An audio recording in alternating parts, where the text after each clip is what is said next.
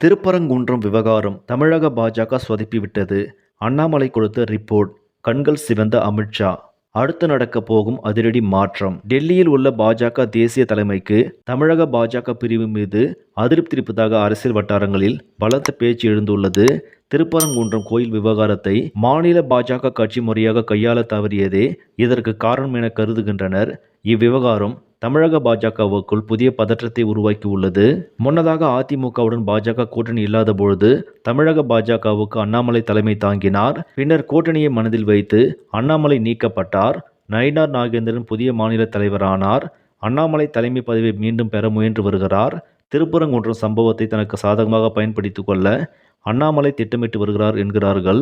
கடந்த வெள்ளிக்கிழமை பாஜக சென்னை அலுவலகத்தில் நீண்ட காலத்திற்கு பின் ஊடகங்களிடம் பேசிய அண்ணாமலை, திருப்பரங்குன்றம் மலை முழுவதும் இந்துக்களுக்கு சொந்தமானது. சிக்கந்தர் தர்கா, நெல்லித்தோப்பு, தர்காவுக்கு செல்லும் பாதை ஆகிய 3 இடங்கள் மட்டுமே தர்கா நிர்வாகத்துக்கு சொந்தமானது. 2014 மற்றும் 17ஆம் ஆண்டுகளில் வெளியான தீர்ப்புகளை அமைச்சர் ரகுபதி திரித்து உண்மைக்கு புறம்பாக பேசுகிறார். தர்காவில் இருந்து 50 மீட்டர் தொலைவில் உள்ள தீபத்தூணில் தான் தீபம் ஏற்ற வேண்டும் என கோரிக்கை விடுக்கப்பட்டுள்ளது. தீபத்தூணில் தீபம் ஏற்ற வேண்டும் என 1ஆம் தேதி ராம ரவிக்குமார் கோர்ட்டுக்கு சென்றார். அப்பொழுது மதுரை கிளை நீதிமன்றத்தில் தீபத்தூணில் தீபம் ஏற்றலாம் என தீர்ப்பு வழங்கப்பட்டது.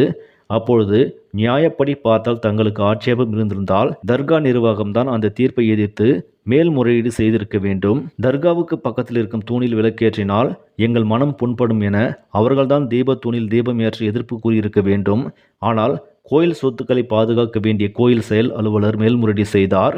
திமுக அரசின் அழுத்தத்தின் காரணமாகவே அவர் மேல்முறையீடு செய்திருக்கிறார். சிக்கந்தர் தர்கா இருப்பதால் சிக்கந்தர் மலை என திமுக அரசு பெயரிட்டு ரசித்தது. சிக்கந்தர் மலை என பெயரிட்டதால் ராமநாதபுரம் எம்பி அங்கு போய் சிக்கன் பிரியாணி சாப்பிட்ட பொழுது இந்த திமுக அரசும் கோயில் செயல் அலுவலரும் எங்கே போயிருந்தார்கள் என்று அண்ணாமலை பேசியிருந்தார். பாஜக அலுவலகத்தில் அண்ணாமலை நேரடியாக செய்தியாளர் சந்திப்பில் பேசுவதற்கு பின் அமித்ஷா கொடுத்த கிரீன் சிக்னலே காரணம் என்கிறார்கள். அதாவது அண்ணாமலைக்கு மீண்டும் முக்கியத்துவம் தர டெல்லி முடிவு செய்துள்ளதாக சொல்லப்படுகிறது. அண்ணாமலை அமித்ஷாவிடம் பேசிய சில விஷயங்களே இதற்கு காரணம் என்கிறார்கள். நயினார் நாகேந்திரன் பெரிய போராட்டத்துக்கு தலைமை தாங்கி கடுமையான நடவடிக்கை எடுத்திருந்தால் பாஜக மாநில அளவில் தனது பலத்தை வெளிப்படுத்தியிருக்கும் என அண்ணாமலை ஆதரவாளர்கள் வாதிடுகின்றனர். பொதுமக்களின் கவனத்தை ஈர்க்க கிடைத்த மிகப்பெரிய வாய்ப்பை கட்சி எழுந்ததாகவும் தாமதமும் குழப்பமும் கட்சிக்கு பின்னடைவை ஏற்படுத்தியதாகவும் அவர்கள் கூறுகின்றனர். ராம ரவிக்குமார் குழுவும் இதே விமர்சனத்தை முன்வைக்கிறது. அண்ணாமலை இது தொடர்பான விரிவான அறிக்கையை டெல்லிக்கு அனுப்பியுள்ளார்.